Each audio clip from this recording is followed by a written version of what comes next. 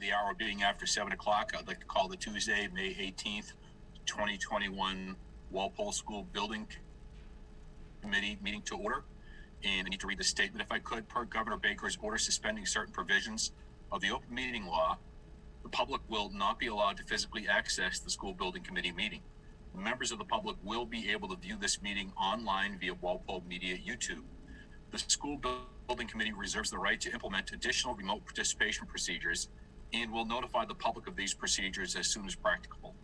Citizens with a question or comment should email mmortali@walpole.k12.ma.us. Thank you. Our next order of business is approval of the meeting minutes for May 4th, 2021. Does anybody have any questions or comments about the meeting minutes from May 4th, 2021? Hearing none, do I have a motion to approve the meeting minutes? So moved. Second. I have a motion from Mrs. Gallivan, a second from Ms. Lawson. And let me poll the committee, please, if I could. Mr. Frisha? Yes. Mr. Salvatore? Mr. Salvatore? Spacebar didn't work. Yes. Very good, thank you. Ms. Lawson? Yes. Ms. Gallivan? Yes. Is Ms. Gales here yet? No. Dr. Goff? Yes. Mr. Anderson?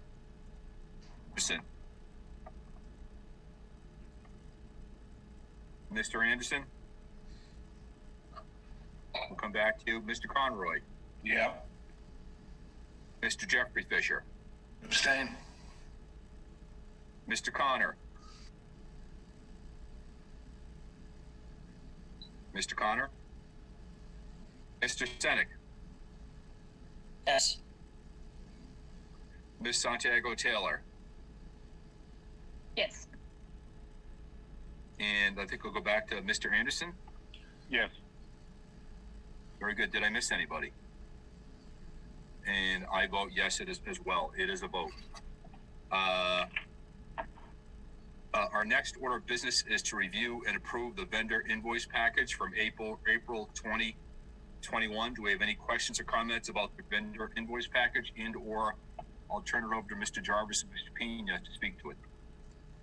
Yeah, I can go over it really quick like I normally do. This is the typical cover sheet that shows invoices to be paid for the month of April. So there were two invoices, one from Compass, one from TAPE, for the total of $77,633.25. I'll come back to the reimbursement update in a second, but here's the total overall project budget for up until schematic design. It's still at 1.5 million. These are the invoices to date. So $636,067 have been submitted. Our contingency, our uncommitted, is still went up a little bit because we had a small credit back from educational programming with an ed visioning with New Vista. So this remains a really good standing. As far as the SBA reimbursements, this report is up until month ending February, so it goes up until March.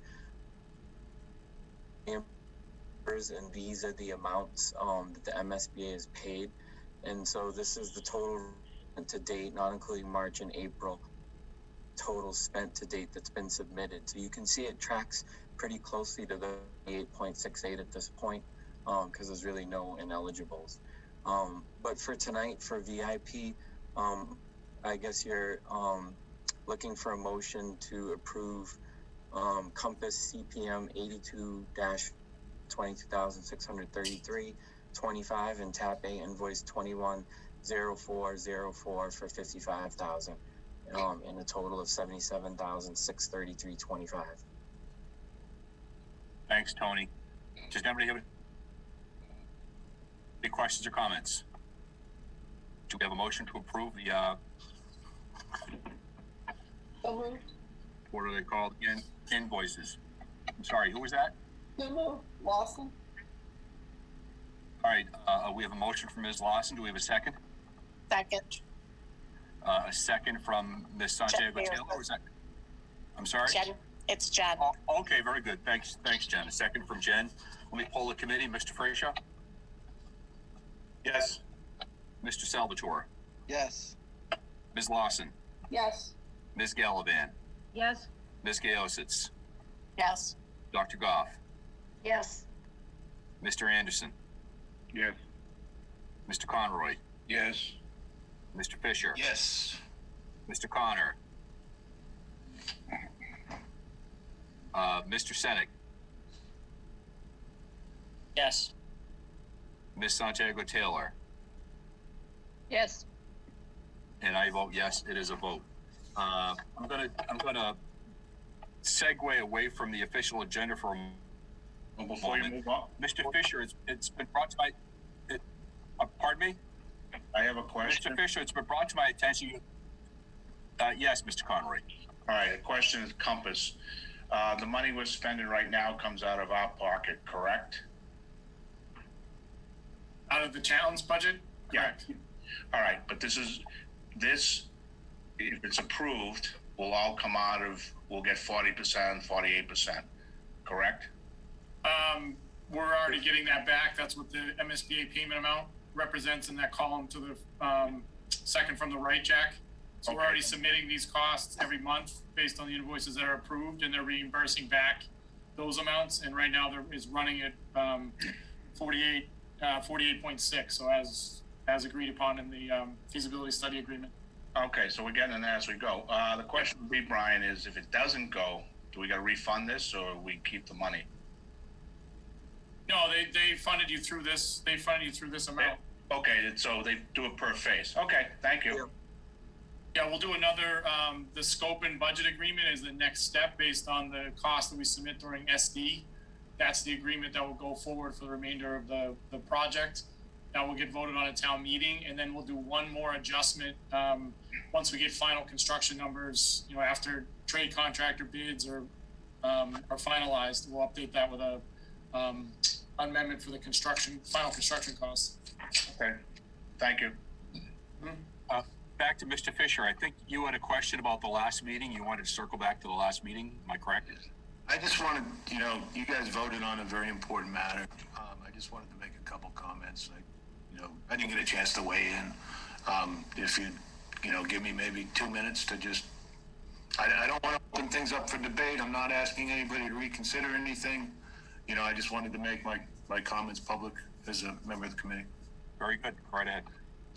My apologies for missing last week. I had scheduled knee surgery that morning. I wasn't in a position to be able to weigh in on an important decision such as this committee voted on.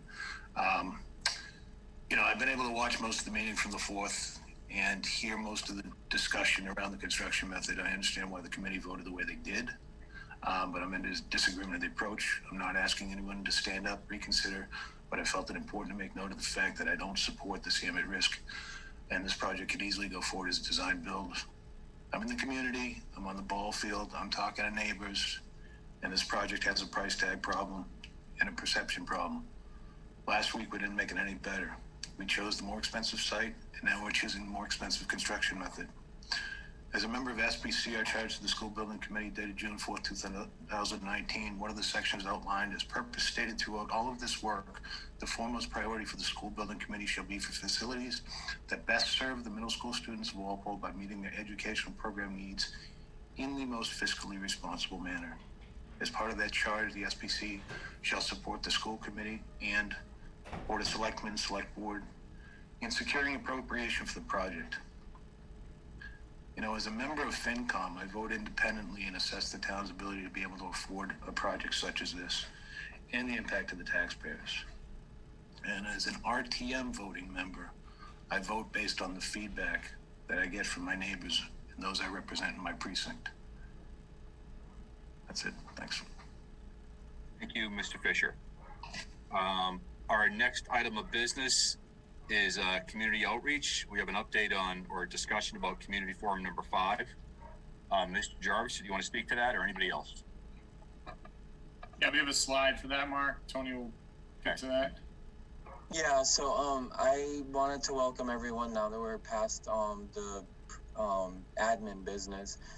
For tonight, we have a couple of topics. One is community outreach, so we're going to talk a little bit about the next forum and correspondence that we have had with the community. And then Chris is going to give a schematic design update.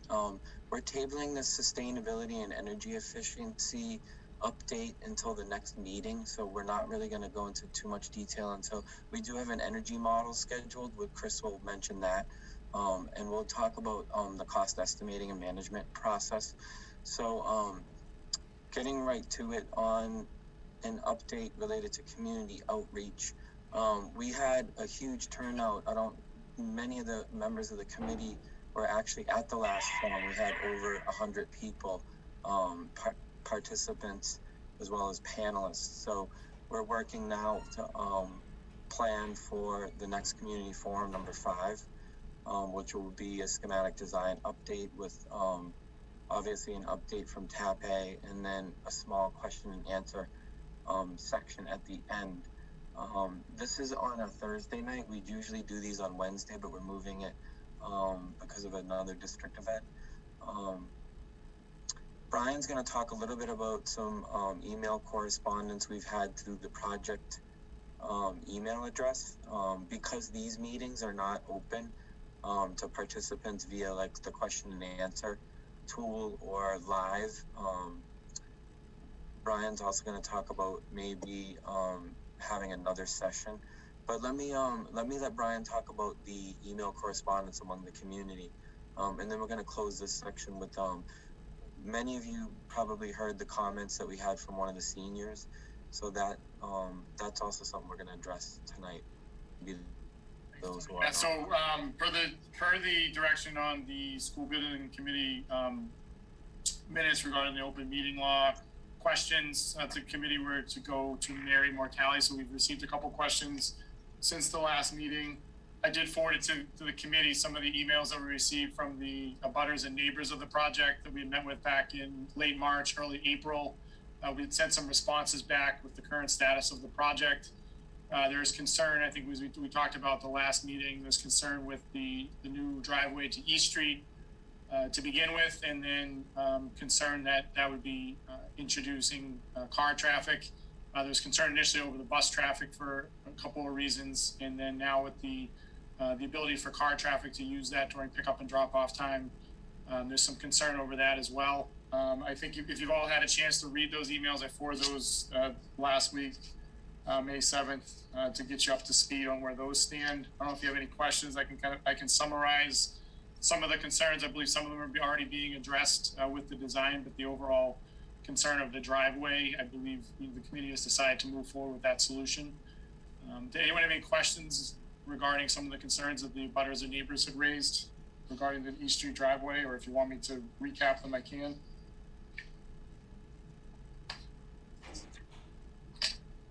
Okay, so that's something we'll be looking at if the project moves forward in design. Obviously, we'll have more detailed work out there, and Chris is going to talk a little bit about the site plan update in his presentation tonight.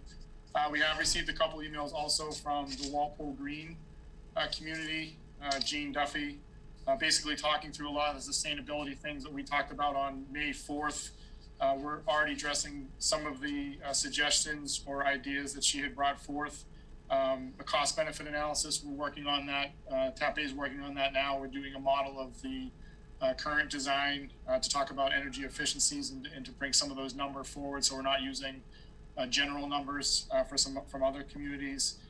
We are talking about the difference between designing the building to get to the MSBA's 2%, which we agreed would be the baseline, and then what it might cost to move into net zero ready or net zero energy.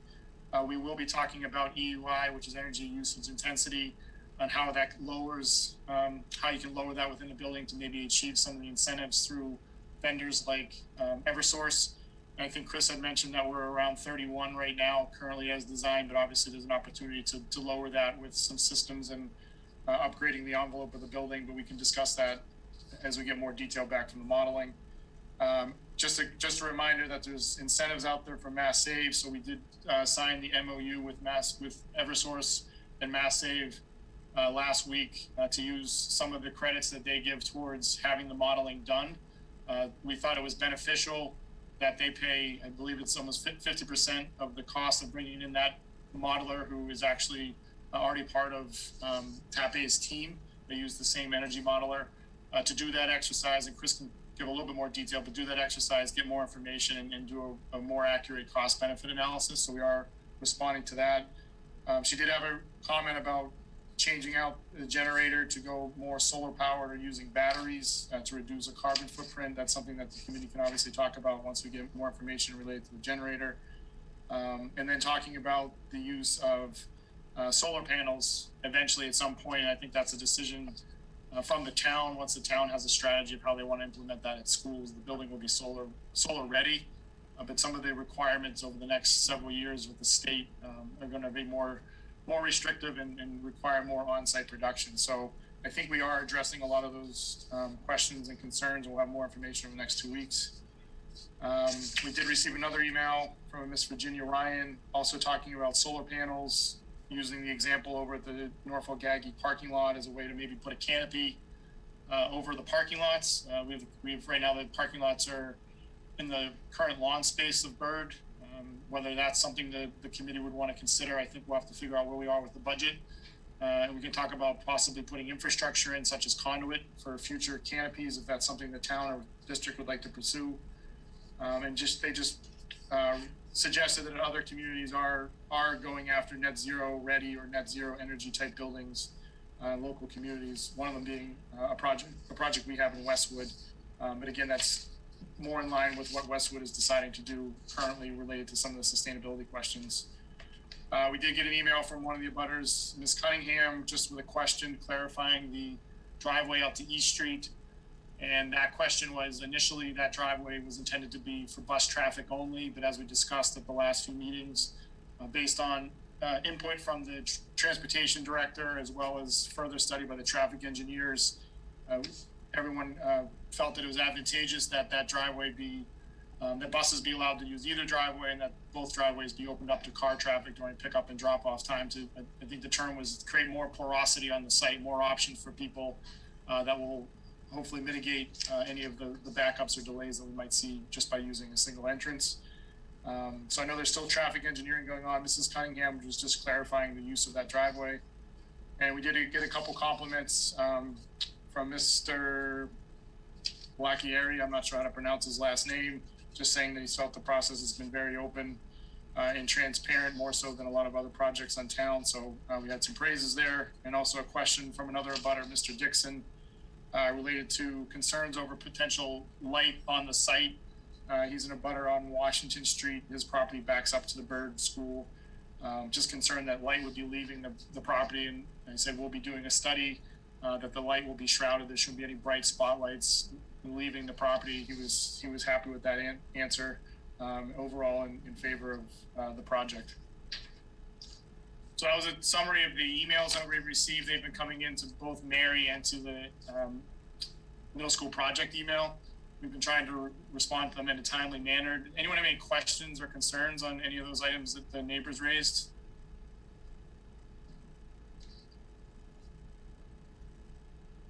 Mark, Nancy.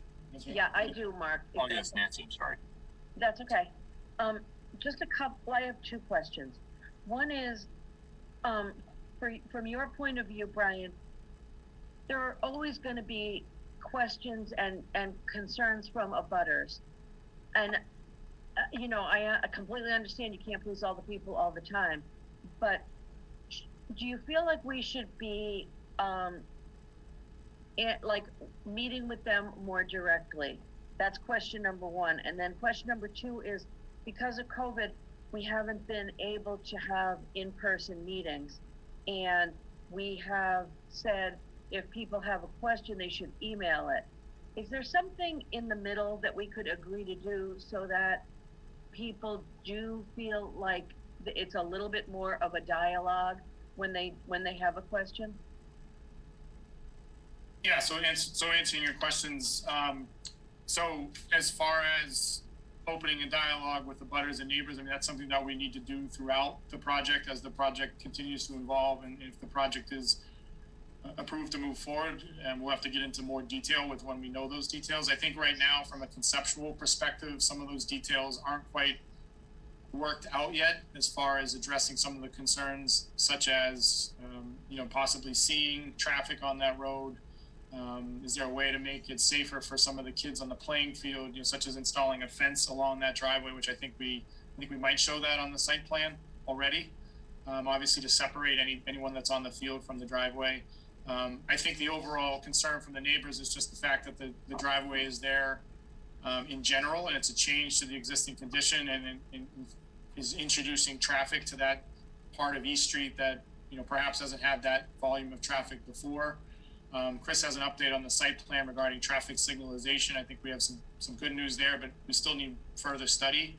So I think at this point, the neighbors major comment or major concern was not to have the driveway there. I think the committee has decided that the driveway is vital to the project and to the solution and for the long-term operation of the school. And if someone feels differently, then we need to speak up, because that's a major point of this project.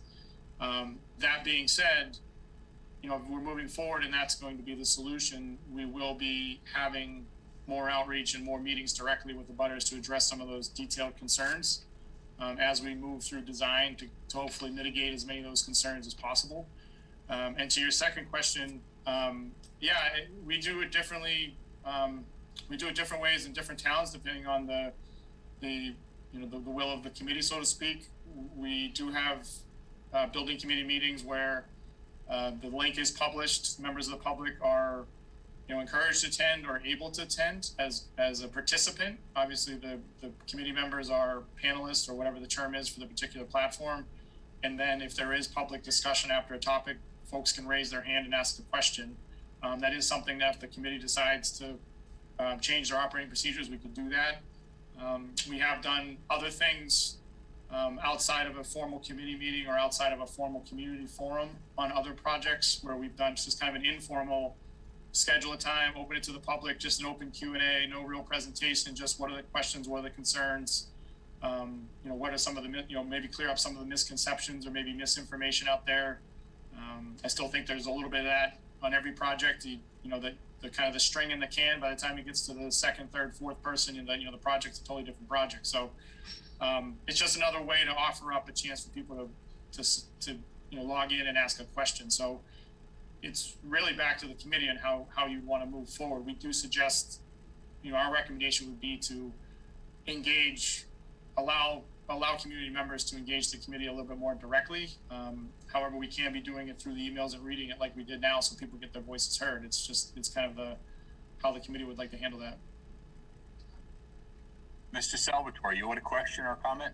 Yes, as Dr. Goff had indicated it early at the top, before the meeting occurred, actually, was discussing the fact that information is coming through in bits and pieces.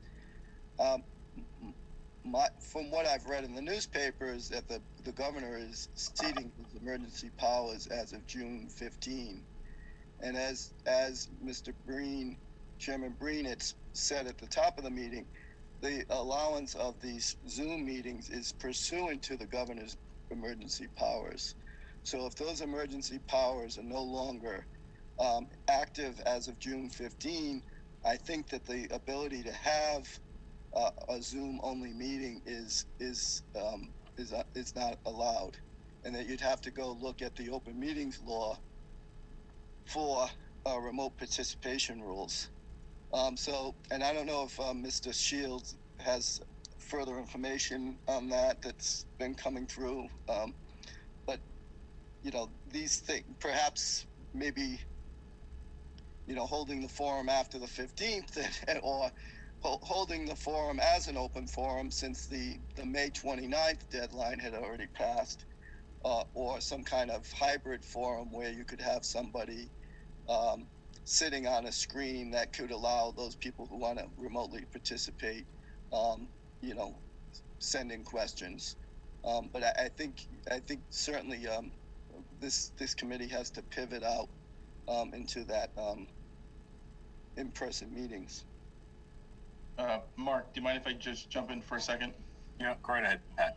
So just kind of hop on to what Mr. Salvatore just mentioned. So the remote participation with public meetings is something that we're taking a very careful look at. It's something that all cities and towns are monitoring very closely. In fact, earlier today, the Lieutenant Governor met with the Mass Municipal Association and mentioned that the state was taking a look at those provisions, because as soon as the governor's emergency orders were rescinded, the regular open meeting law provisions go back into place. That being the case, I know a lot of people are alarmed about not everybody being vaccinated. Are we going to pack rooms with members of the public? What does a public meeting look like after June 15th? So I know that that's something that the state said that they're going to be taking a look at. And truthfully, I don't know what that's going to look like. Whether it's going to be, a completely remote meeting, if it's going to be all in person, or if it's going to be some sort of hybrid model. But right now, there isn't an answer to that, and it's something that I know the legislative leaders have said that they're taking a look at. They're going to work with the Mass Municipal Association to find that out. So I agree with you. I think the Zoom meetings are not going to be completely in our, for the duration of this project, but something that we're going to be working with at least for the short term, and then we'll want to figure out a way that involves more public participation after that. Thanks, Pat. Anybody else have any questions or comments? Pony up. When is our next building committee lined up for? Our next building committee meeting is June 8th. Okay, we have one at the end of June, correct? Or is it June 22nd, and then July 1st. So right now we're planning the next community forum for the 3rd, which is going to give the public another chance to see the updates on the project, including some renderings and some of the things you might see tonight.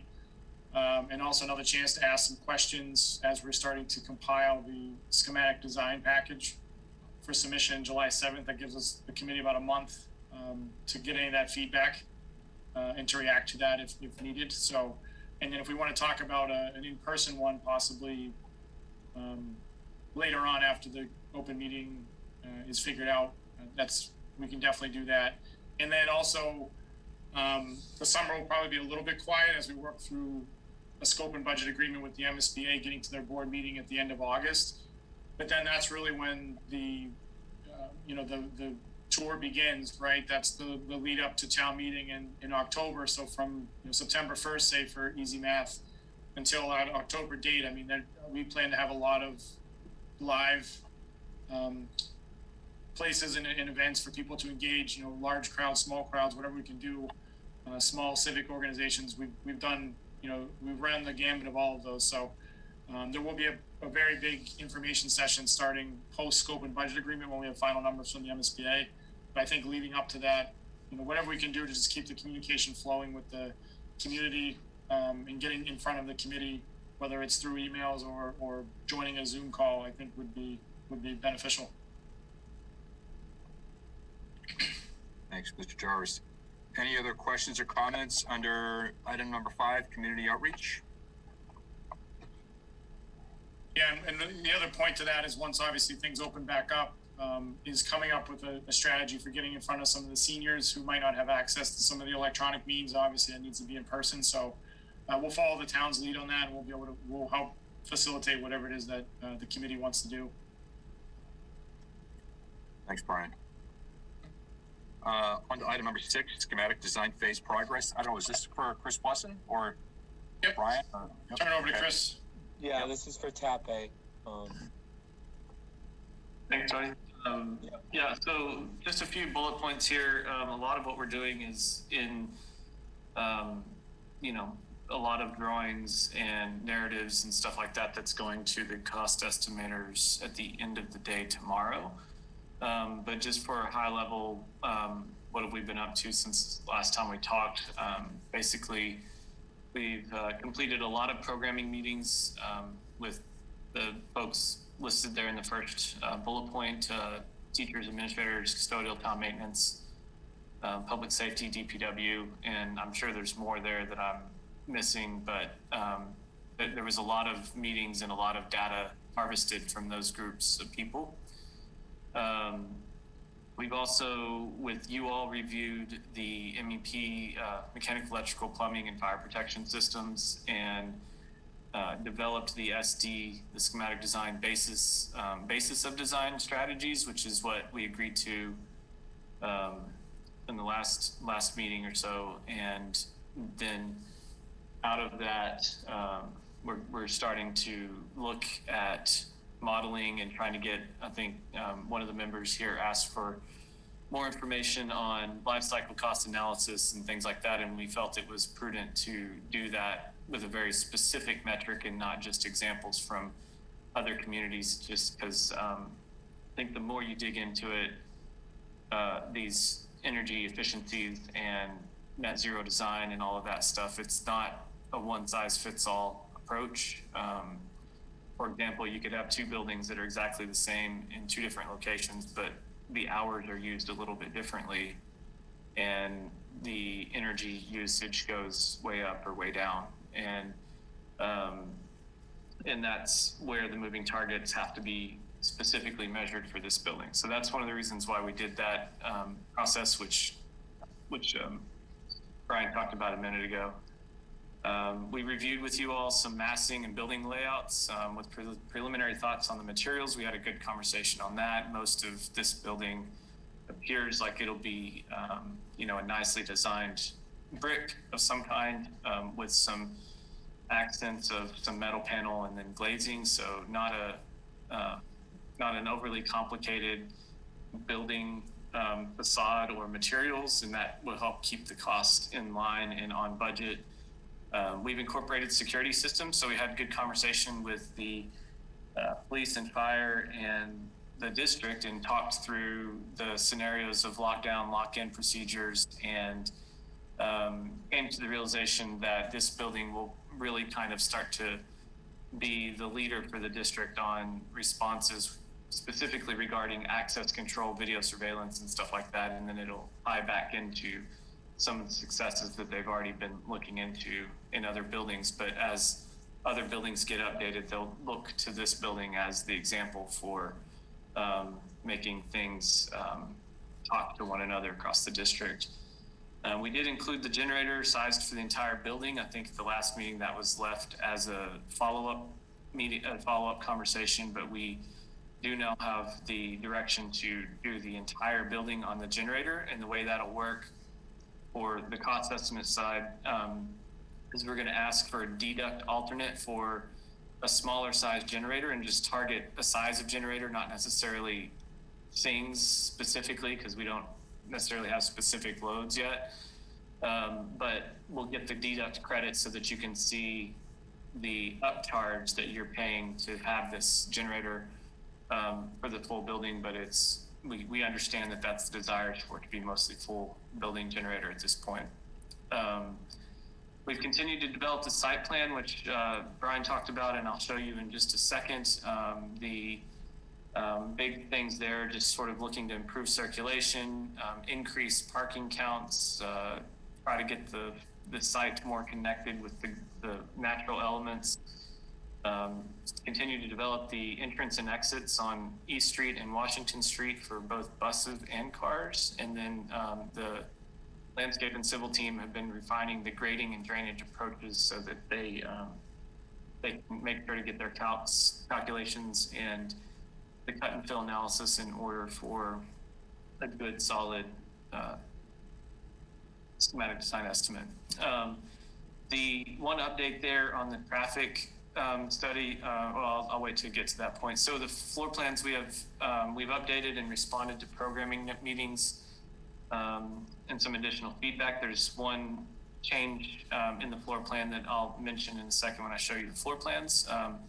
One of the things that we do sometimes on projects where we have very close abutters is some background noise sampling. Basically, there's two devices already out there in the trees, and they're grabbing a sampling of noise to determine what the natural environment already has as far as noise that goes on around, so that we know if we put a rooftop unit on top of the building, we need to make sure that that rooftop unit isn't making noise that'll be louder than what's already there. And if it's going to be, we need to treat that with acoustic walls and stuff around metal panels, screens, acoustic screens around the unit. So that's going to give us a little bit of feedback there for making sure we don't leave the site worse than we found it.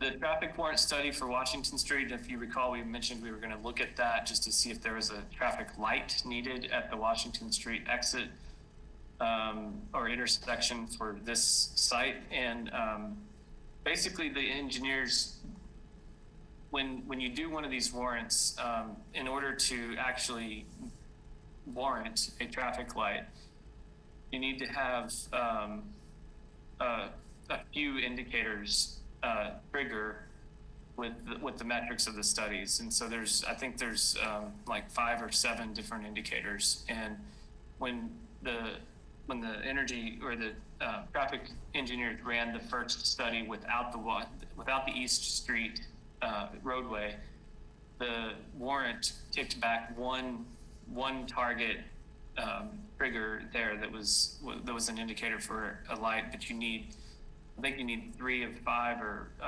some metric like that.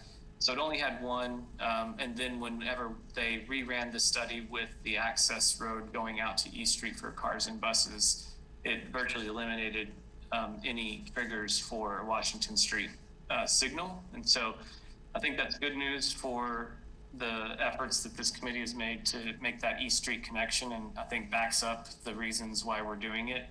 So that was one development that's come out of that, and I think they'll provide an official report to the committee.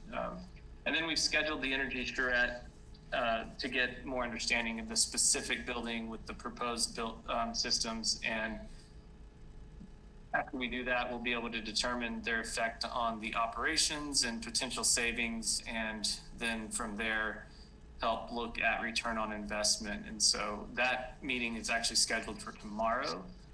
And from there, there'll be a series of really fast-paced, quickly moving charrettes and models that are going to happen. Those energy modelers will also give us some feedback on items that we could potentially look at for reducing the energy impact of the building, maybe sunscreens on the south-facing walls, or a reduced glazing in certain places, or different layout for lighting on the interior, little things like that that can help tune the building. And so it'll be very helpful to the process, but also to get you a better design, better engineered system to get closer to the high levels of energy efficiency we're looking for. You can go to the next slide. So here's the current updated site plan for the designers, the schematic design, what we're planning on submitting for schematic design. One big thing to note is that we've increased the parking. We've found a place for 212 cars, which includes all of the overflow lots. And that is, you can see here that that's probably about as much as we're going to be able to get. And that includes, let me grab my annotation here. So that includes a series of 11 spots that are on the shoulder down on the access road to Washington Street, and it also includes spots along the shoulder of East Street that would serve the fields. So the site is really coming along. We think we've made some good progress. We've really started to develop this center island to be a place. It's actually I feel like it's going to be a nice place that sort of connects the fields to the building, and you can start to see some of the intentionality behind. We had talked before about scale and drawing those entries in and out of the building. So when a visitor arrives, say here to drop a student off, you've got a very clear picture of what's happening with the site. And I think the site plan is really starting to come together there. And this is obviously assuming an East Street exit and a Washington Street exit. and some parking and roadways, again, up to the north. And we have reviewed with the fire department and others about this access road to the back, and the design team will keep pushing on making that as wide as we can, but it appears that we can keep moving forward with the design under those assumptions. You can go to the next slide. Can I interrupt for a moment? Mr. Salvatore, you've had your hand up for a while. Do you want to ask your question? Yes, there was one of the items on the list was the issue of the generator. As I recall, we had a discussion about 3 options for generator. One that would just put emergency lighting. The second one that would allow the school to remain open but not work in the cafeterias and gyms. And the third option that would be the whole building. It was my recollection at that meeting that Mr. Johnson and Mr. Anderson and a couple of other folks were going to get together and discuss that and report back to us. It didn't feel like it was a delegation of the decision-making process, but rather that they would be providing us with certain information. So I'm not sure why the entire cost of the whole building generator has been placed in there. Also my recollection that the difference between the second option and the third option was a substantial amount of money. And I would question whether that is necessary.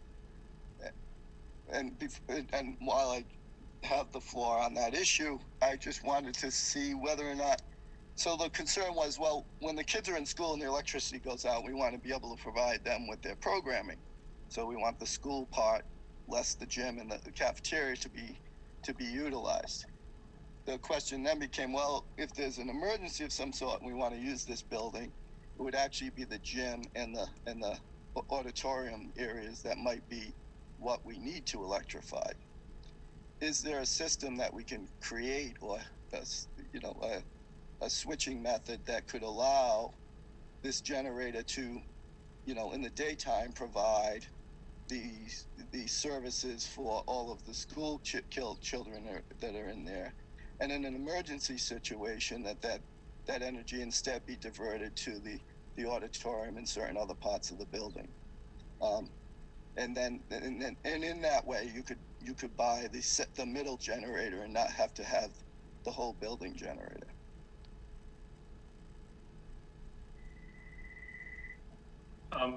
Brian or Patrick, do you want to comment on the decision for the full building generator?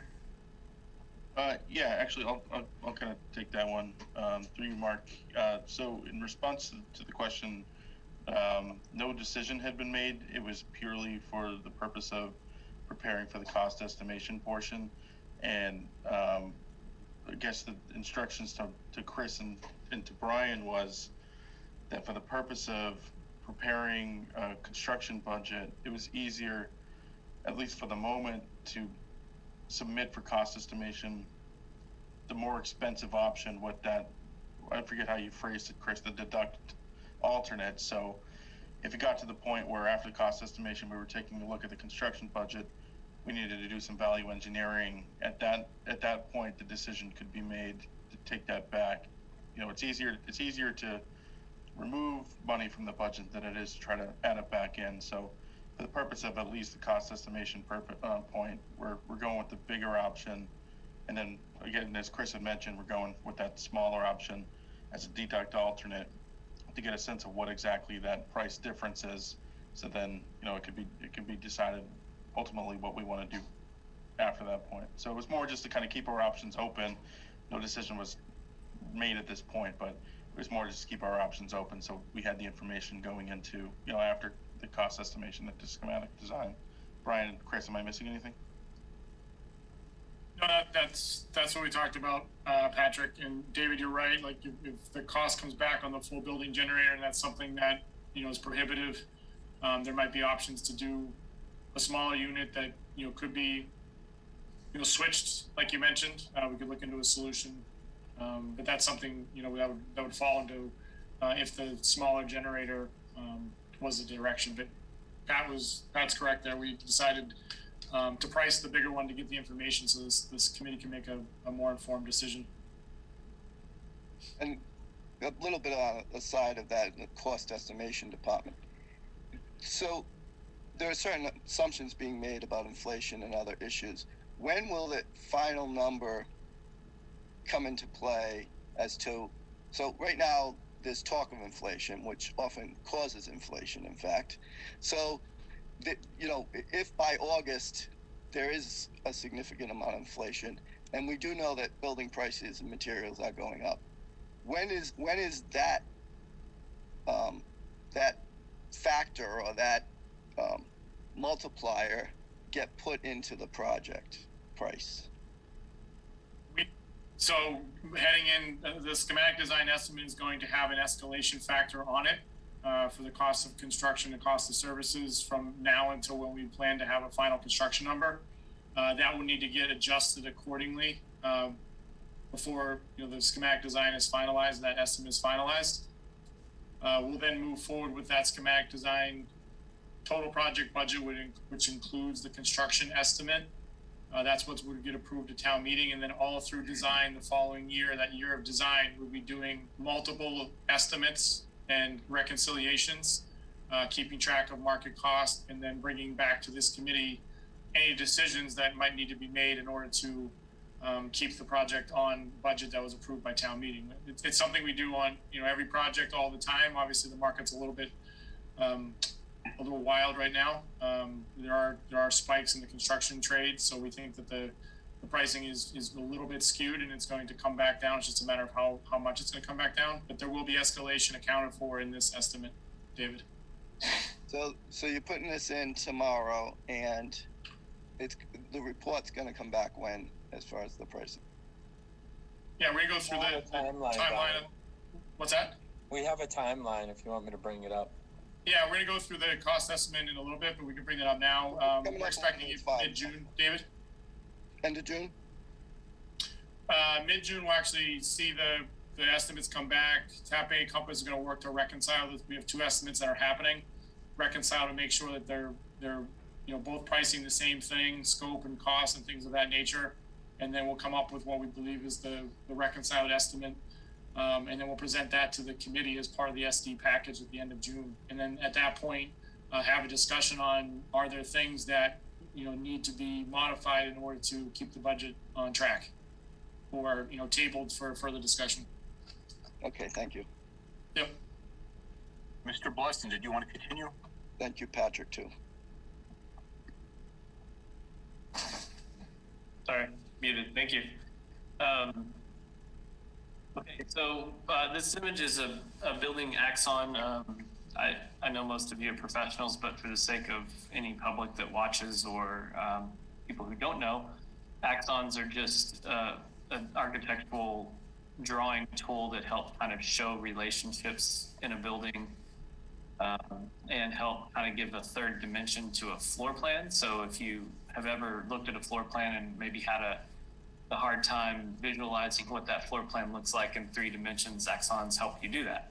And so we did this one, and it's a second floor axon, but the reason I chose second floor is because you can see some of the 2-story spaces that happen below it. So you can kind of see the auditorium up there in the sort of middle top, and then the gym on the left, and the connecting main stair, and the link between public spaces and the academic wing. You can also see our entry point there that has the canopy reaching out the drop-off zones, and then the floor plate for the academic wings, which is the same on all 3 floors. But this just kind of gives you a sense of a little bit better sense of space by seeing this. So we thought we would share that as an update on how the floor plans are developing. You can go to the next slide.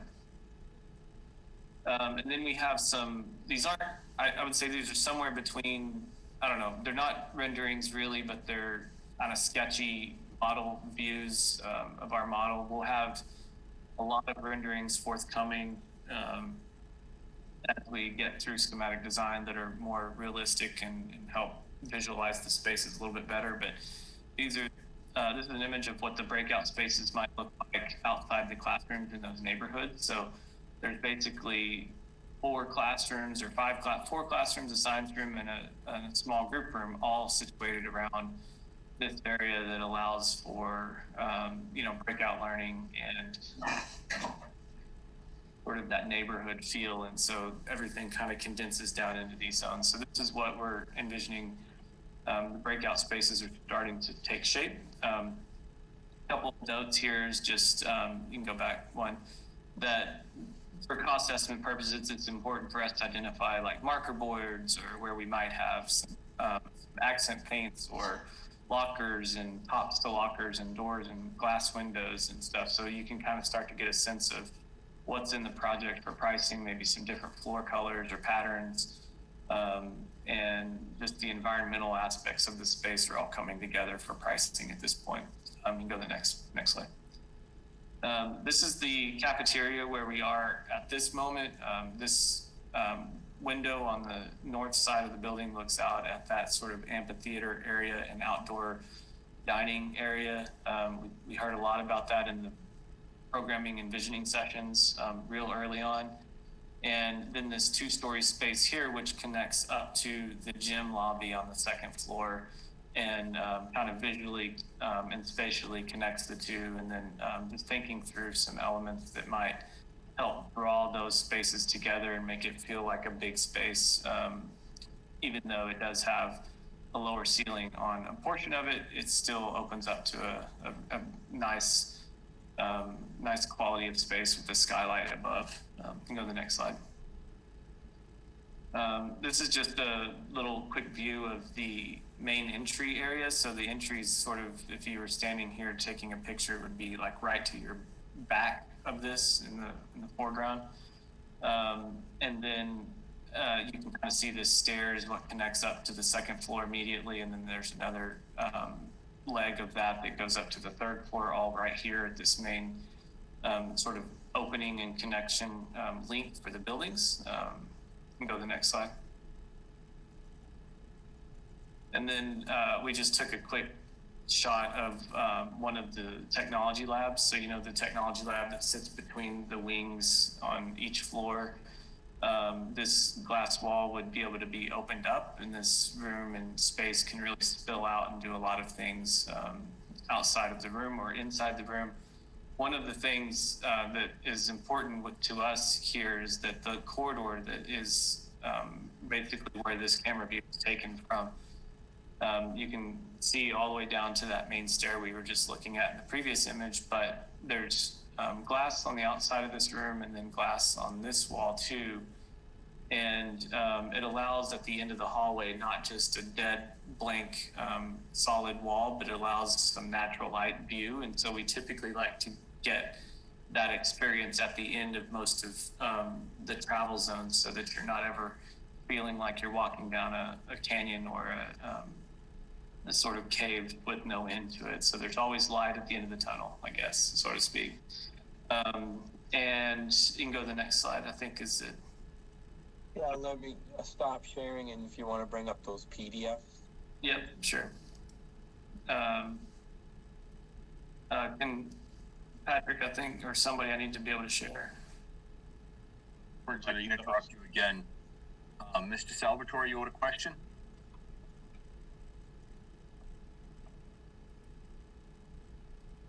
Well, maybe he forgot to put his hand down. Sorry, Chris, if you could continue. Thank you. I need to be able to share. Bridget, are you the host? Or Tony? Yeah, both of us can do it. I can do it. All right, Chris, you should be all set. Thank you so much. Okay, so we'll skip this one because we just showed that. So these are building elevations, and they're flat, but they're sort of, I'm just trying to show you a little bit of the work that's going into the schematic design set. And so this is one of our big, 30-inch by 42-inch sheets of paper, and it has these building elevations on it. And so some of the things you saw in the massing studies are starting to come out in these images, just like this bottom one on the down here is the south side of the building. So this middle section is all of the technology labs, and then you have classroom zones here. And so you're starting to see us populate windows and glazing, and we're actually doing solar studies right now to determine how much glazing we need before it gets too much sunlight to make glare. And the north side windows actually need to be a little bit different than the south side windows so that you have good daylighting and you can use less electricity. So those are just some of the passive strategies that we're using and that you start to see coming forward in the building. Right now, most of the, if I zoom in here, you'll see that most of the building is really a brick material. We don't have, you know, all the brick design in yet, but that usually doesn't affect cost too much at this stage. And so just different materials going on anywhere you see like these zones, that's glass. There's polycarbonate material at the top of the gym, which is a translucent glazing material that doesn't allow the glare that could come in and disrupt the activities in the gym, but also has a higher thermal value than most windows do. And at night, it kind of gives a soft, dull glow instead of a bright point light from the gym lights that are hanging up in the top here. And so we've had really good luck with those systems in recent projects. And then, yeah, so I'll kind of go to the next one here. You've seen those page. These are some of the interior elevations, and I'll zoom in on these real quick. So this is how the cost estimators look at interior elevations, and just so you know what's being put in the cost estimate, and we're gonna have line items for these. So if it's not where we need it to be, we'll know where to start.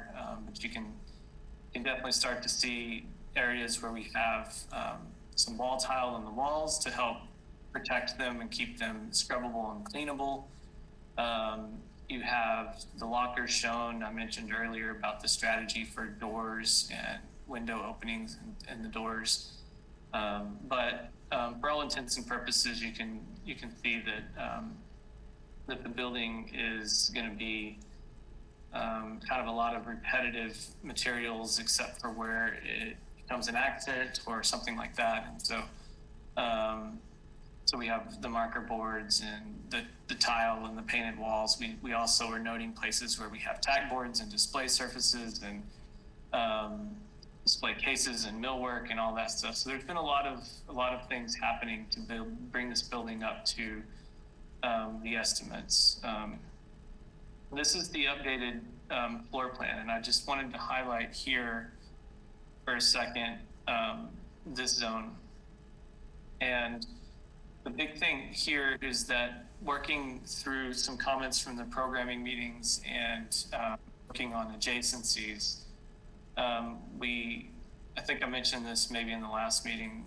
If I didn't, this is what we were working on. So the band used to be down on this end, on the south side of the auditorium.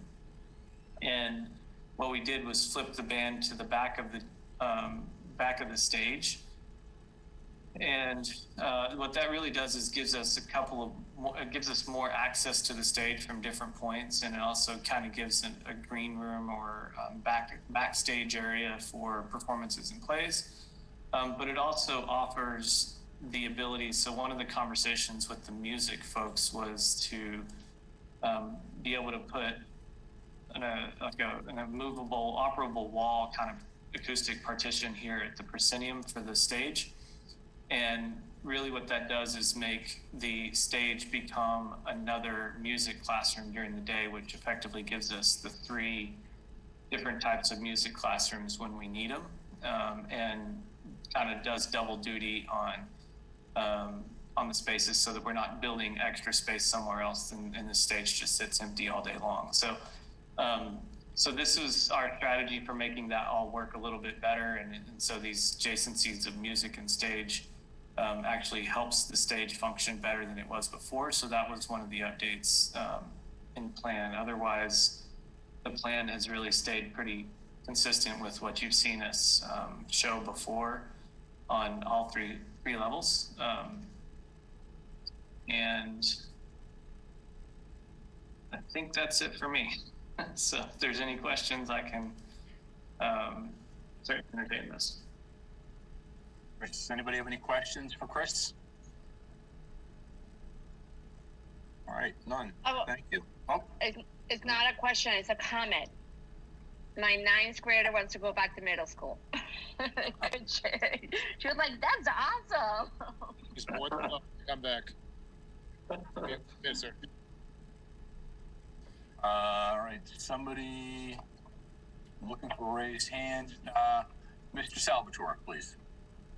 Okay, so you call the little ends of the hallways, I believe, neighborhoods, and they had, so does the neighborhood have a door between the, in that hallway, or is it just an open space? Let me go to the floor plan, Tony. I might need to share here real quick. Yeah, okay. I'll stop.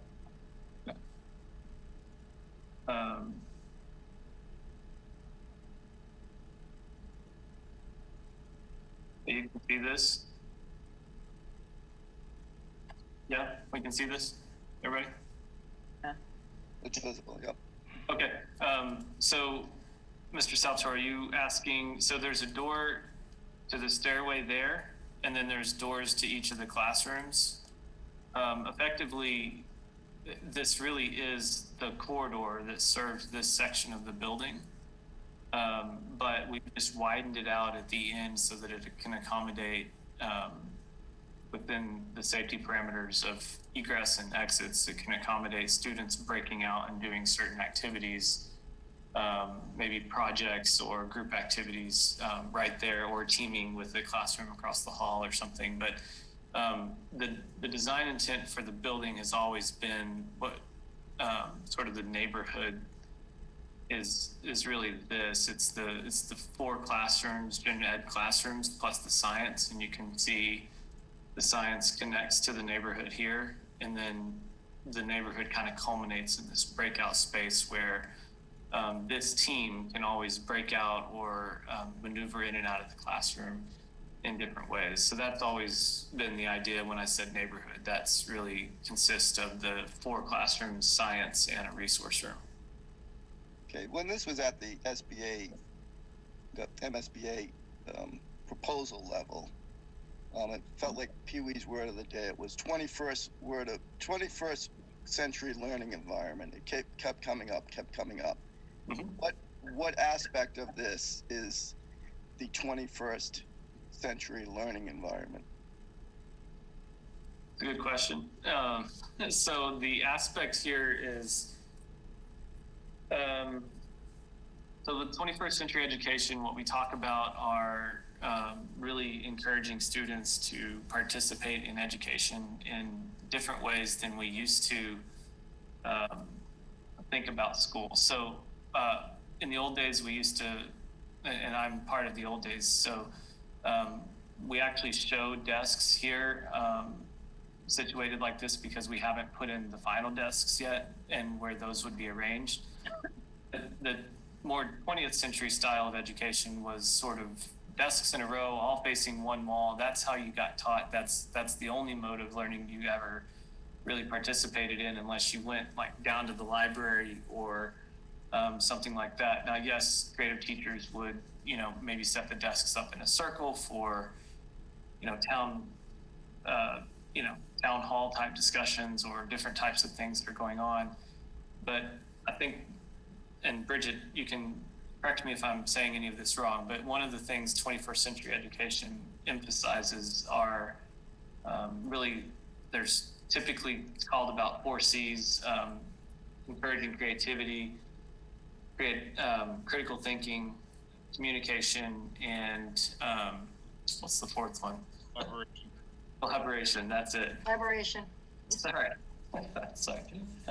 Collaboration. And so the collaboration part becomes very critical in the middle, and that's actually one of the things that becomes the turning point for 21st century education. And then I think before COVID, we heard people start adding a 5th C, and I think since COVID, it's become really ingrained how important community is in the educational environment.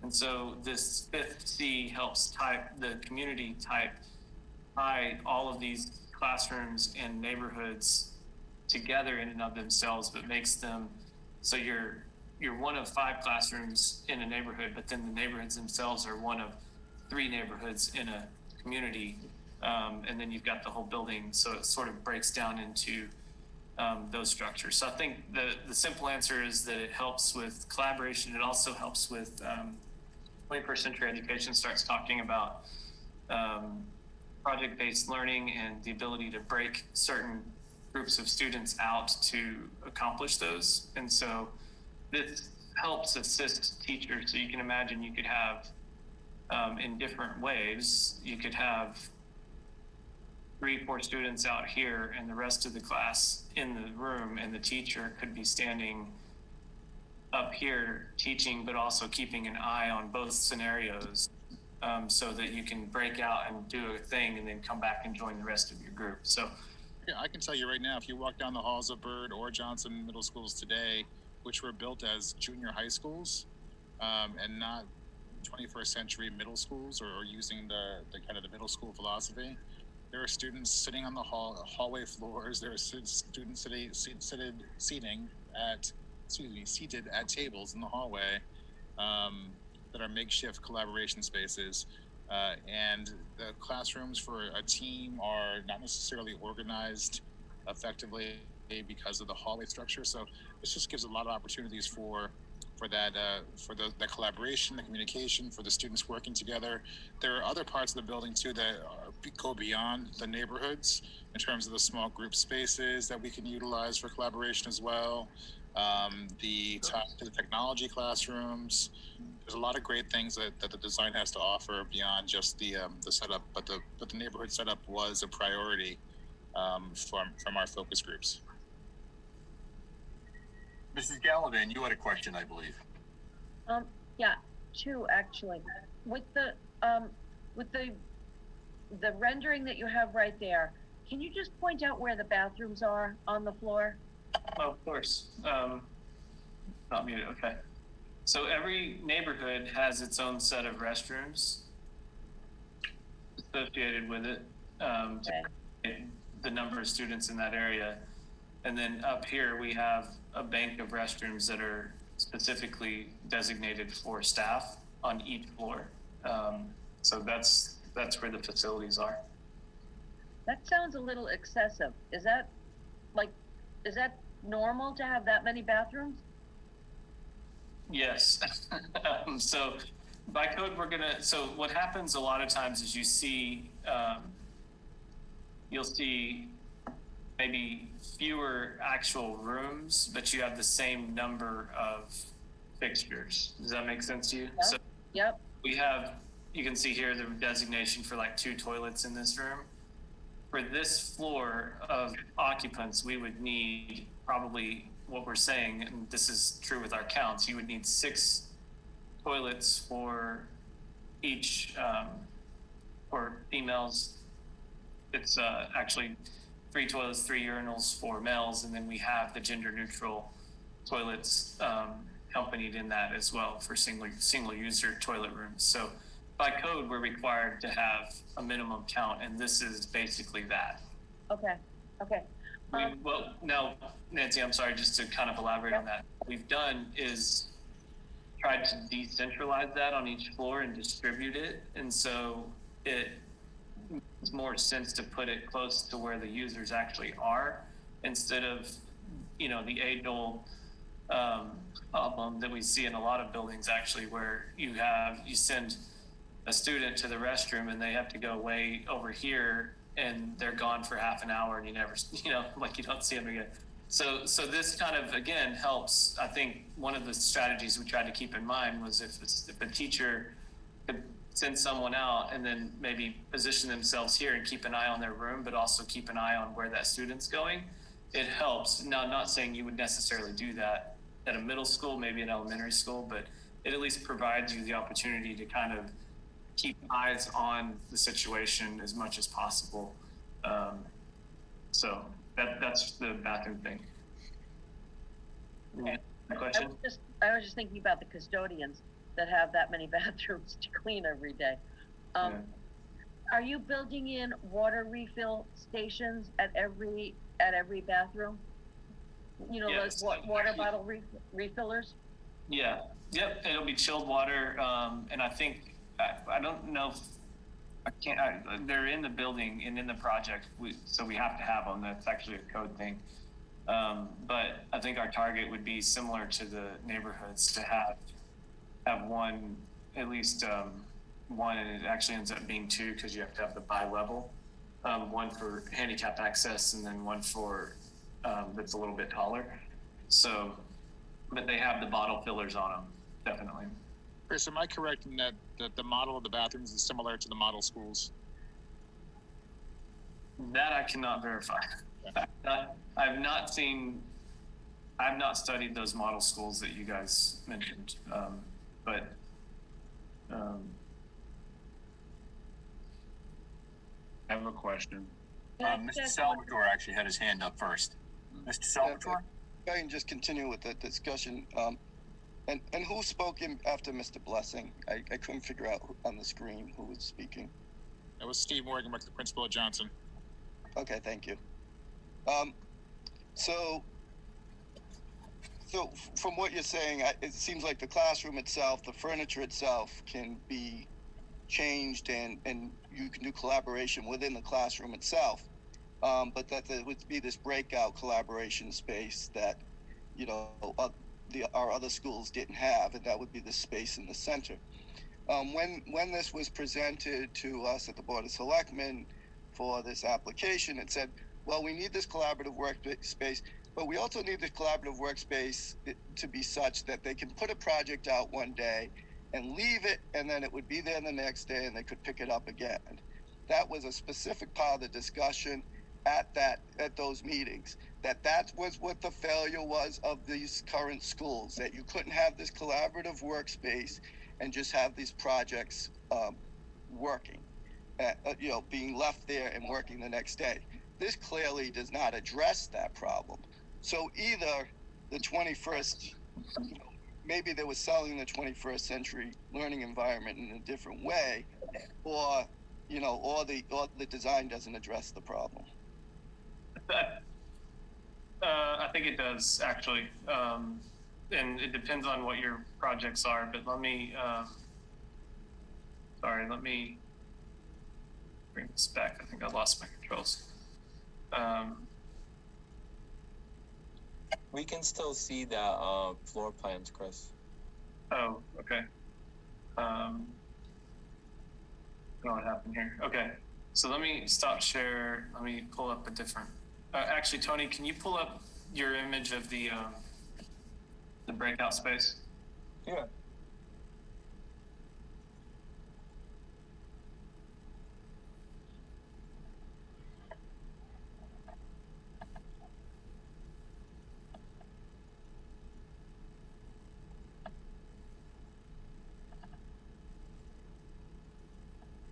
Can you see that? Mm-hmm. Thank you. You go to the one that's labeled breakout there. Okay. So what we're doing here, we're still sort of working on developing this, but this thing right here is actually a countertop on top of the lower lockers, and we specifically left that there so that if a student has a project that they're working on, whatever that is, it can live on top of this and they can come back and get it. The other thing is that there is a lot of space in these technology labs, which is sort of that third space where projects do happen in, that they can leave projects out in those spaces and let them sit and return to them when they actually return in the model. So I think we've given it some accommodations in two places, one in the actual breakout areas, but then also in the technology labs. Yeah, but these aren't areas that can be locked or closed off in any way. The tech space, you need to show the tech space, Chris, on the floor plan. Yeah, tech spaces. Okay. You're basically expanding hallways and calling them workout spaces, and that's costing us $120 million. Yeah, that's not, yeah. No, it's the, Chris, yeah, you can show those breakout, those rooms. Yeah, okay. Tony, can I share? Yep.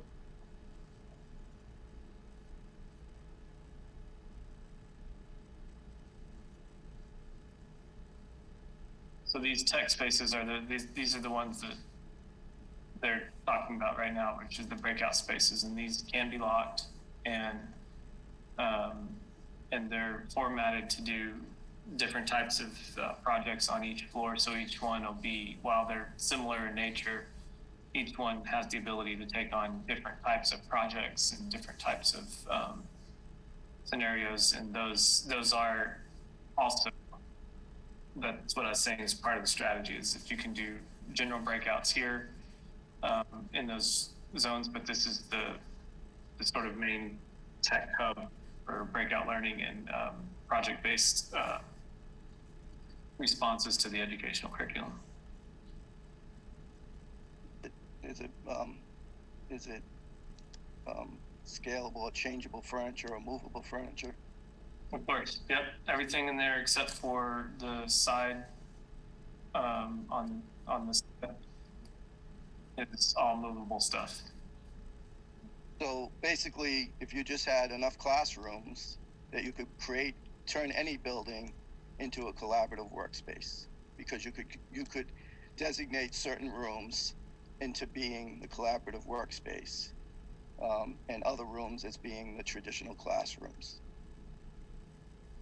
It might be helpful if Bridget or Steve talked about the whole cluster concept, personalize the ability to. It's okay. This is my last meeting. I just wanted to clarify a few things, and Yeah, and it's indicated in the that very large educational program outlines all of that in specific detail about those spaces and how they're used, and the community, and also all of those exploratory labs that are on each floor. Okay, thank you. Mrs. Gallivan, you had a hand up. Yeah, mine's a much more basic question. On the floor plan, I wanted to know what is in the upper left-hand corner. Like, I know how the neighborhood stuff works. I'm wondering, like, yes, what's that? Is that the gym? Well, this floor, that's nothing, because this is the third floor, but okay. But this, on the second floor, yes, it's the gym and the sort of alternate PE, or the third gym space. Right, so that's the second floor. Okay. And then you've got the media and guidance areas just adjacent to it. Okay. On the second floor. And then on the first floor, it is the kitchen and servery for, lunch in the cafeteria, and then emergency electric and some receiving back of house items like custodial storage, general storage, a bunch of storages back here, freezers, refrigerators, stuff like that. So that's all underneath the gym, and then the gym is on the second floor, which is 2 stories tall. And so that's how that works. Okay, thank you. Mr. Conroy, I think you said you wanted to speak earlier. Yes, I did. Thank you. My question and comments on this is, we talk about the 21st century and so on. I would think that there would have been a model or something from the MSBA that this is what you need per classroom. So whether we have a classroom in Walpole, Newton, Holyoke, or whatever, they'd all look the same based upon what they figure for the 21st century. But I don't think I see this. What I see is each school is unto itself. Is that pretty much, I'll ask the architect, is that pretty much the way we roll, other than the fact that you limit on number of square feet per classroom? Is that a fair statement? No. So the MSBA provides a range of classrooms from 850 to 950 that you have to stick within. No, I understand the square footage, without a doubt. But I would think that you walk in any classroom in Walpole, Norwood, Amesbury, you walk in, oh, gee, we need this size whiteboard, we need this size tackboard, and so on. But I don't really see that. It's almost like every town gets to invent their own requirements. Is that true? Yeah, so inside the classroom, you can decide what goes inside of that 900. But you can also outside the classroom decide what you want to do, correct? Because I'm looking at the cafeteria with that wonderful curved wall and so on, and the exterior curtain wall with shining through. So what I see is we don't seem to have, if we're into this 21st century of learning, you would think that everyone would be the same. And I'm going to relate it to a McDonald's. You can see McDonald's on the outside. They do change. Inside, they function the same way because they found the best way. But I don't, that's not true in Massachusetts. Is that correct for schools?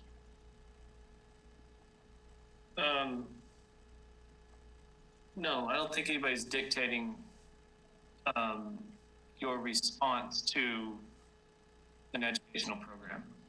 Okay, so every town, I keep hearing the 21st century, so every town basically gets to pick what they want, what they feel. It's not necessarily what's better than the next town, it's what the town feels. Is that correct? Yeah, so Jack, just to reiterate the process, early in the PDP, we emphasized a lot on the educational program.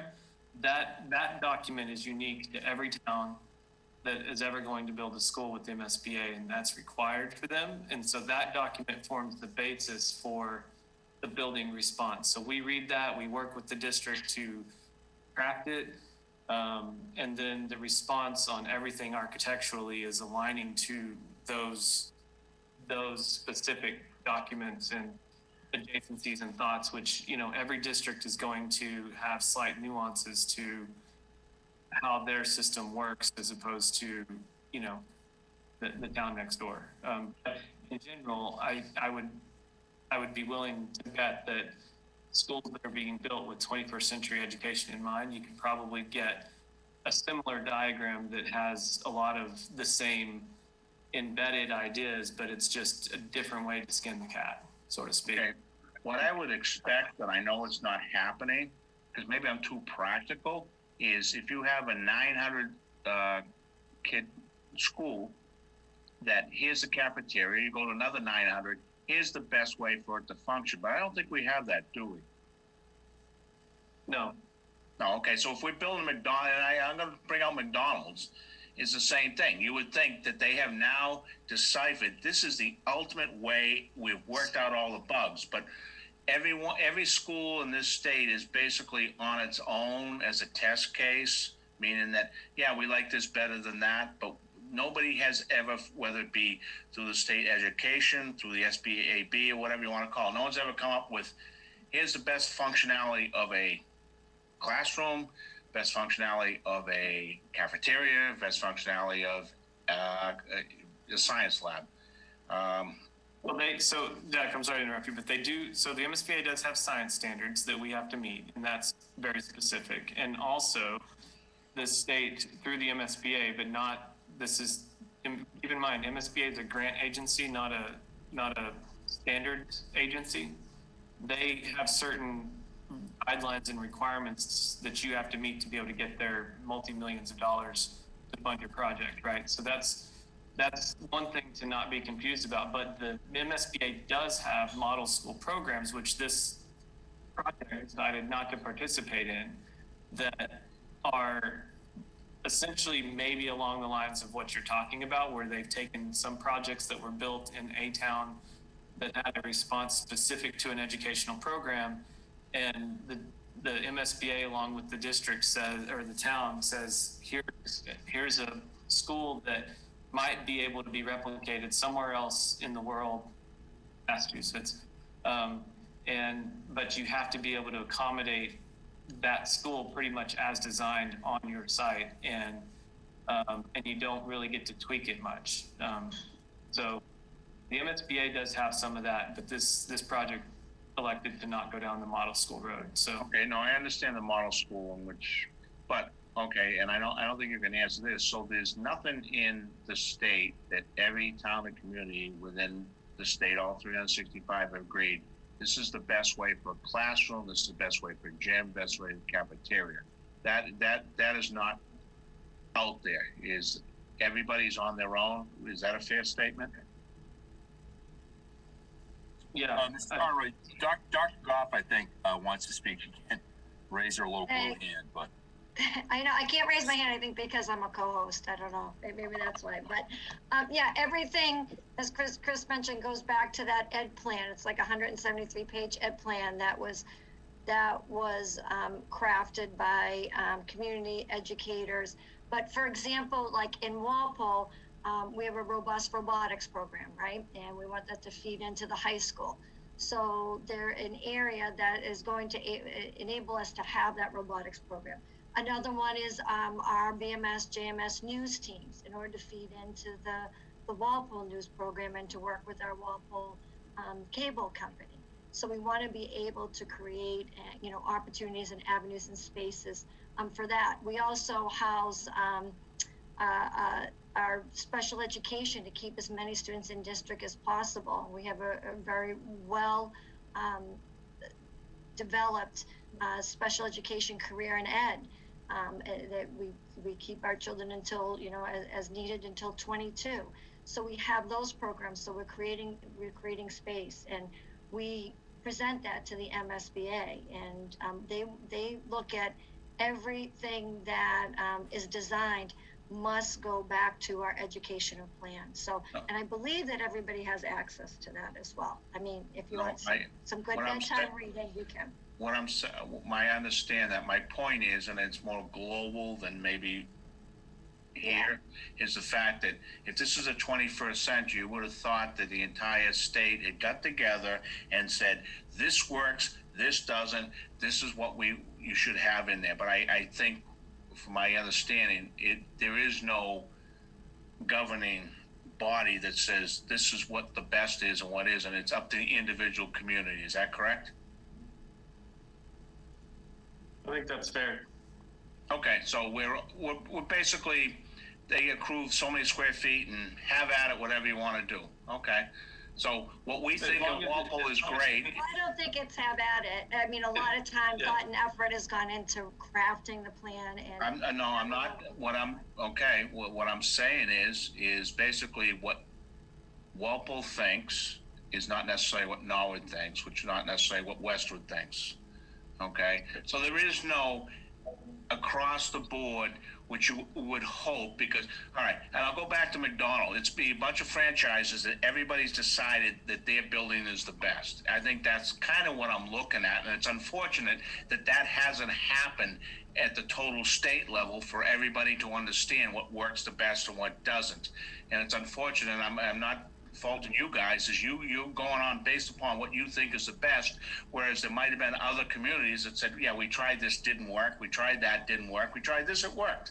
But we don't have that, do we? So we are basically on our own. So that's my only statement here. I just kind of want to understand the way the whole process works. So is whatever the town thinks works the best, that's fine. I understand that. Something else, Mr. Conroy, I'd like to add, a couple of things you were commenting on, like that breakout space, the furniture, the roof in the cafeteria, the glass windows and so forth. That's still somewhat up for grabs in terms of the costs around the margins. So that's a thought as well. No, I understand that, but what I'm trying to is so everybody understands, even watching at home, is everybody gets the impression that the state has come up with this wonderful plan that will work for every town and community. And if you do it like this, because we've tried it here, it doesn't work, tried it here, it doesn't work. And that isn't the case. We're pretty much on our own, is what I'm saying, other than the guidelines for amount of reimbursement and square footage. So it's up to the individual community to put forth what they feel is their ed plan. That's all I'm getting at. Unfortunately, I don't agree with that, because that's not the way, because like I said, I'll go back to McDonald's.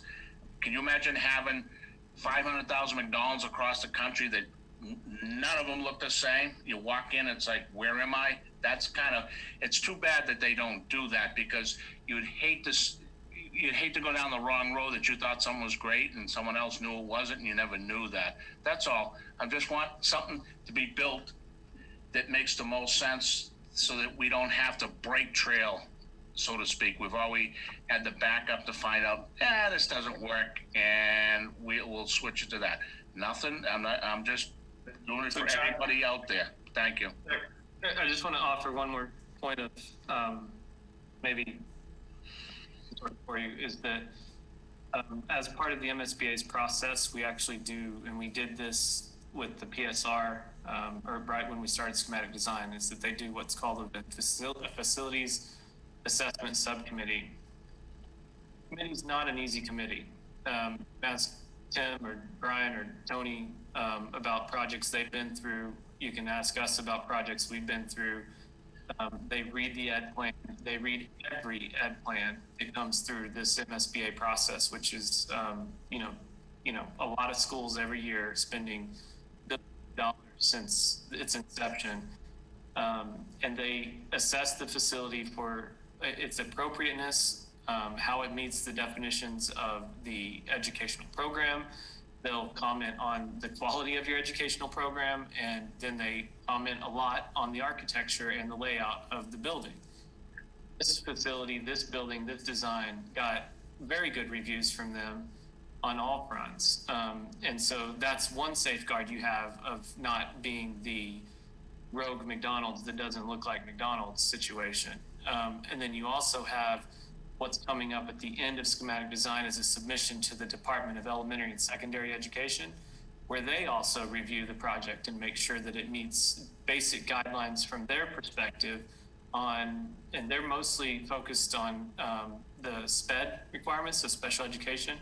And they also will provide comments if they don't like how it's laid out or don't think it's going to work. And so you've got two very important safeguards going into before the end of schematic design, when you've actually submitted this to your final step before funding, that will help assist the district in determining if their solution appears to have any flaws in it that will make it not suitable for education. So wanted to provide that. I know we've kind of talked it to death, but I didn't know if you were aware of those steps or not. No, I understand, but I'll give you a couple of examples, and I don't want to bore everybody to death, but I've been doing this a long time, the building committee. I'm not going to say for how long, but when I became chairman, I brought the building maintenance, Donnie Anderson, on board, because guess what? He's the guy that's going to end up living with it. And I've worked too many years where, you know, engineers and architects come in and design something, and they leave somebody with a piece of, so to speak. But one of the things is, and I haven't seen here, one thing I like to have Donnie on there is he's going to be end maintenance. And I don't know, and unfortunately, I don't think there is anything in the state. This is what I'm going with. Maybe I'm beating to death. But one of the things we talked about is he likes the petitions and the toilets being hung. For the simple reason, it makes maintenance easier for cleaning. The other thing he likes is, we talked about in the library, rather than going up to maybe eye level for the tile, go all the way to the top, because it only costs a little bit more, but the maintenance down the road. That's the kind of stuff that I haven't seen either. I wish the MSBA would have. That's the type of stuff, the end user type of stuff. I've made my comments about the high school. We use the ground face block, and I wasn't unfortunately the chairman, but unfortunately, as you guys know, the architects is, you take a Sharpie to that, it's sucking right in. There's certain things that you want to avoid, and what I like about the maintenance, and it's too bad, and this has nothing to do with the committee and the ed plan, but it's too bad this stuff is never really brought up and mandated in this type of stuff.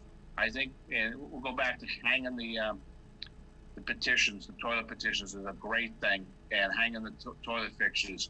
But that's the kind of stuff that I wish, and I may be pontificating, but I wish it was out there, but unfortunately it's not. But I do hope we are hanging toilet petitions here, and I do hope we're tiling all the way up so we don't have any reasons to have stuff written on the walls. And I do hope we don't have any ground face block. But other than that, Chris, I'm just making my comment.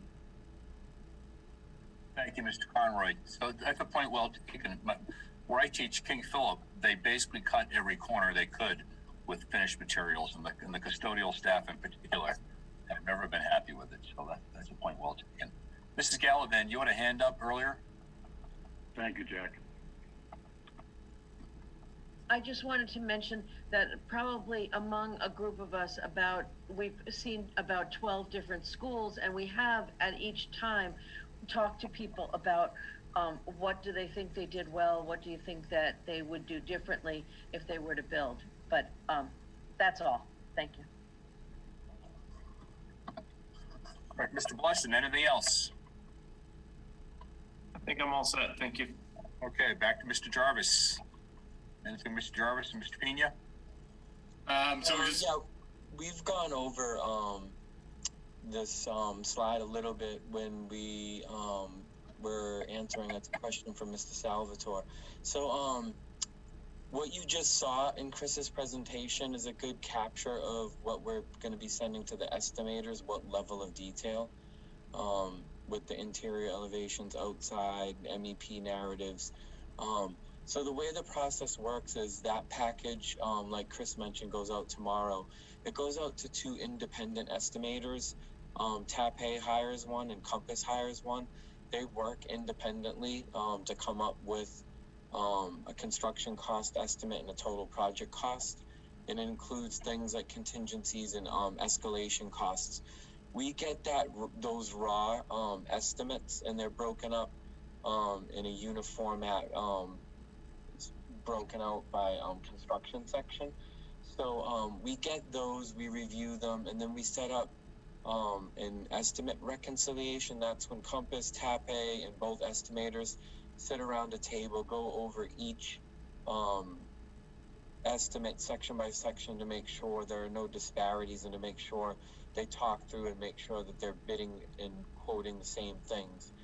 Out of that comes a reconciled estimate with a sort of high-level summary introductory portion. So if you don't want to break it out by section, you can just look at it in a high level. That will get out to the committee on June 18th, ahead of our meeting on the 22nd. The basic estimating takes about 3 weeks, and then the reconciliation, the latest it would be the 16th, so that we can review it and get it out to you all. So does anyone have any questions on that process? One of the tools that we use, and we've already talked about this, is a value engineering list or a cost management list. It basically allows the team to add stuff in if the budget allows, and or deduct things that may be affecting the budget in a negative way if it's a big ticket item. We've been talking about generator. One of the things out of tonight was here's a sample of one of these value engineering lists from another schematic phase on another project, just what category it falls under, if it was something that the committee accepted as a value engineering item, or if it was something that was deferred. This list, in the past, we've given it to the estimator to just kind of fill in line by line as we go, just in case it's needed. Some of the items that we've been talking about, even just tonight, was obviously generator. Often in projects, we do always talk about a reduction in some of the landscape items. So, mature growth trees are pretty expensive. So if you have them everywhere, that's typically one way, is to reduce the caliper of the tree. And with just the quantity of a site like this, it would really get, a savings pretty quick. Other items on this list are leaving the overflow parking areas unpaved. Maybe a cost add if this room is jumping up in a sustainability level, either to the 25 EUI utility incentive, or even going all the way 100% net zero ready. Another popular one is glazing. I guess part of this discussion would be if any of the building committee members has items that they feel like, of anything that they've seen to date, or just from their experience of other items that could populate this list, and or to what extent the committee wants to continue to discuss that list.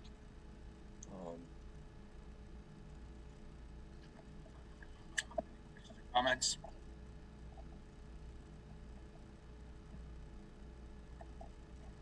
Very good. Are we on to the next item, number 7, upcoming meetings?